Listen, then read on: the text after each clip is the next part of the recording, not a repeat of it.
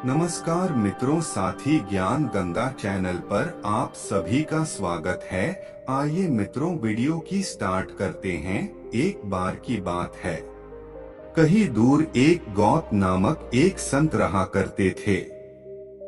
अगर आप हमारे चैनल पर नए हैं तो हमारे चैनल को सब्सक्राइब कर दे ताकि हमारा वीडियो आप तक पहुंचे।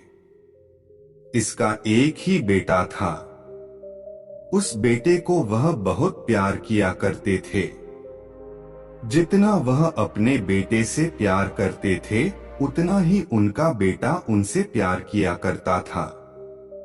उस संत के बेटे का नाम अर्जुन था।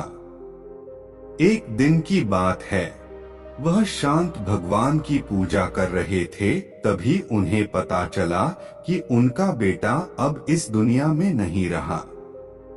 यह सुनकर संत के चेहरे पर हल्की सी उदासी दिखी। फिर से वह सामान्य हो गए।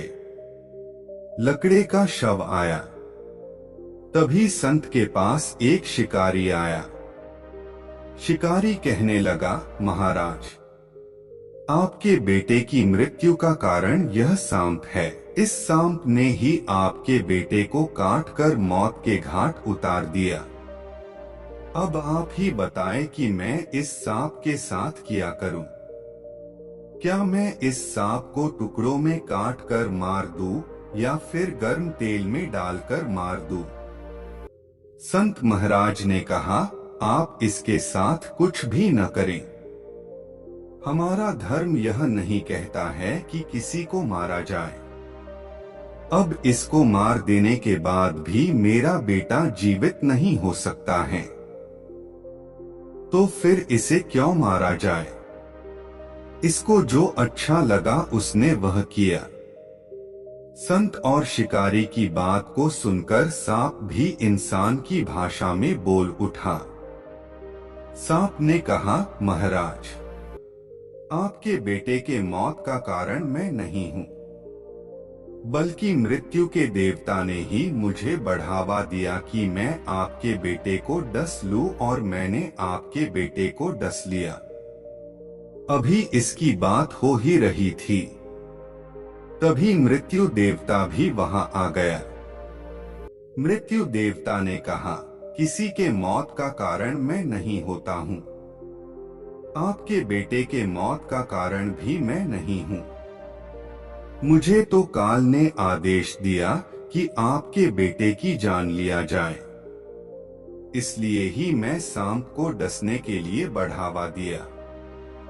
इसमें न तो सांप दोषी है और न ही मैं।